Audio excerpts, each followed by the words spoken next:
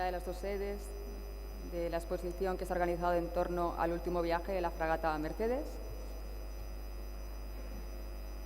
Una fragata de la que se ha hablado mucho desde el año 2012, cuando regresó a España el cargamento que portaba cuando fue atacada en tiempo de paz, en el año 1804, y que causó un gran impacto mediático cuando fue expoliada por la empresa Odyssey. Entonces, realmente, de lo que se ha hablado desde entonces, más que de la fragata en su conjunto, ha sido de esa parte de la fragata, de su cargamento, y concretamente de esa parte del cargamento que eran las monedas, los caudales de la Real Hacienda que transportaba. Esto produjo un impacto mediático muy grande, se habló mucho de ello, y el Museo Naval lo que ha pretendido al organizar esta exposición es recoger ese interés social por la fragata Mercedes, por el cargamento de la fragata Mercedes, para contar los aspectos navales de toda esta historia, aspectos que hasta ahora han sido menos difundidos, pero que realmente tienen una importancia fundamental, y es que están absolutamente ligados a todo lo que pasó en ese último viaje de la Mercedes. Para ello, la exposición, que lleva el significativo subtítulo de La razón frente al expolio, presenta dos materias transversales que están navegando por todo el espacio expositivo. Por un lado, qué hace la Armada actual para proteger el patrimonio subacuático, y por otro, cómo conserva sus documentos en los archivos de la Marina, documentos que fueron absolutamente decisivos para que España consiguiese ganar el largo litigio mantenido contra la empresa Odyssey. Desde esta perspectiva, el discurso expositivo se articula en torno a 6 cuestiones troncales que paso a enumerar. La primera de ellas es la situación de España y la situación de la Real Armada a comienzos del siglo XIX. Una situación muy delicada. España está sumida en una enorme crisis económica motivada por las sucesivas guerras que ha mantenido contra Francia y contra Gran Bretaña, aliada también con ellas según el momento histórico. Y esa grave crisis económica, en tiempos de la fragata Mercedes, cuando sale a cumplir su último viaje, su última misión, se agrava porque aparece una enfermedad epidémica nueva que causa grandes estragos, que es la fiebre amarilla. Toda esta situación repercute decisivamente en la situación de la Real Armada. Por un lado, la Real Armada ve descender el ritmo de construcción de sus buques, y por otro lado ve crecer el problema ya endémico de el problema de la reclutación de tripulaciones, de dotaciones. En este escenario tan delicado, España vuelve a entrar en guerra contra Inglaterra como aliada de Francia, una guerra que va a tener un carácter eminentemente naval. En algunos de estos combates ya interviene la fragata Mercedes, a veces en derrotas, como la del Cabo de San Vicente, a veces en victorias, como la de Ferrol de 1800, en que la fragata Mercedes es una de las que consigue detener el plan de la Royal Navy, que consistía en destruir todo el arsenal. Ambos combates están presentes en la exposición. El primero de ellos con un artista actual, Ferrer Dalmau; el segundo con un artista anónimo, pero coetáneo y testigo directo de los hechos. El hilo conductor de toda esta parte, de todo este contexto histórico, es Godoy, el poderosísimo secretario de Estado de Carlos IV, que es quien ordena el transporte de los caudales a España, aprovechando la tregua de Amiens.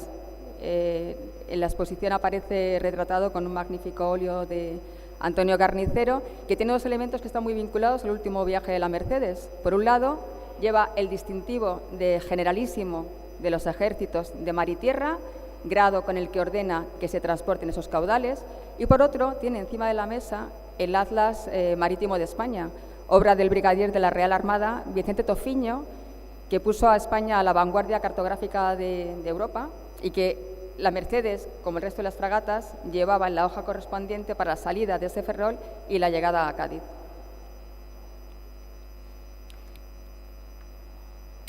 Este viaje que realiza la Mercedes no lo realiza en solitario.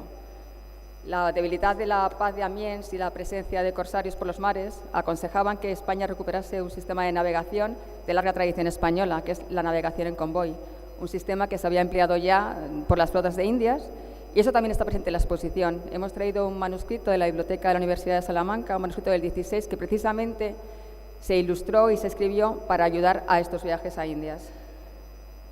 El retrato de Godoy, el retrato de Grandayana, que es el ministro que extiende la orden correspondiente para que se forme la flota, está presente en la exposición en el segundo bloque expositivo, que es el que la exposición dedica al viaje a América. La importancia que en este bloque expositivo tienen los documentos es doble. Por un lado, como comentaba Carmen, indican cómo se organiza el viaje, quién extiende las órdenes, y por otro, incide en esta condición que he nombrado de la importancia de los archivos históricos de la Marina para luchar contra el expolio. También forma parte de esta vitrina parte de la cartografía que realizan los marinos ilustrados del siglo XVIII, algunos de ellos protagonistas de la Mercedes. Por ejemplo, hay un plano realizado por Tomás Dugarte, jefe de escuadra de Callao a Montevideo, y precisamente lo que dibuja en su plano es el Callao, y hay otro de Montevideo que está realizado por Alvear, el segundo comandante, otro marino ilustrado, que además tiene la desgracia de perder en el desastre de la Mercedes a prácticamente toda su familia. Los preámbulos de este combate los hemos mostrado en la exposición con dos vitrinas enfrentadas que enfrentan a los comandantes de ambas escuadras, la británica y la española, y a sus capitanas. Es decir, aparece Graham Moore con su Indefatigable y aparece Bustamante con su Medea. La figura de Bustamante nos permite abundar en la idea de marinos ilustrados, científicos, puesto que Bustamante había sido nada más y nada menos que el segundo comandante de la expedición Malespina, que había finalizado muy poco tiempo antes.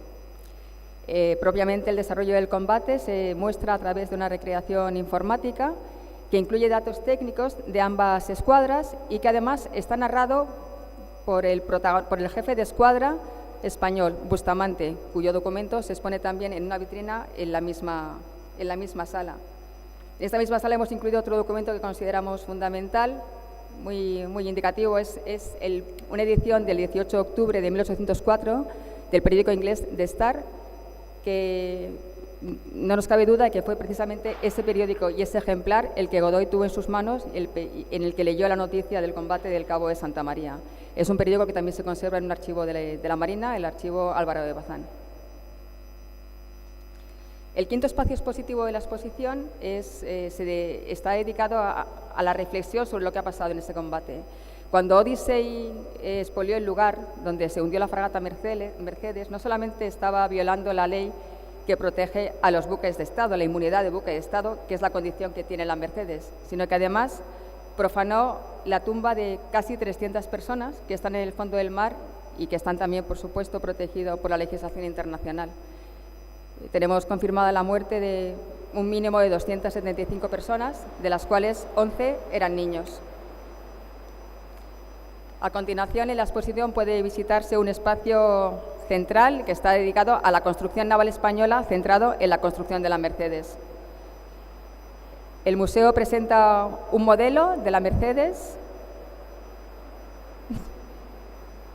¿Sigo? Ha sido construido con un proyecto de investigación que ha durado casi 2 años. Ha sido liderado por el profesor Fernández González, ha sido construido por el modelista Miguel Godoy del Museo Naval y, bueno, se han recreado las técnicas, los procesos, se han utilizado los planos, los reglamentos que se utilizaron en la construcción real del arsenal de la Mercedes.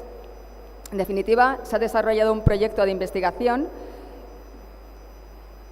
que está liderado por el Museo Naval, que sin duda atraerá tanto a los visitantes como a los expertos en construcción naval española del siglo XVIII.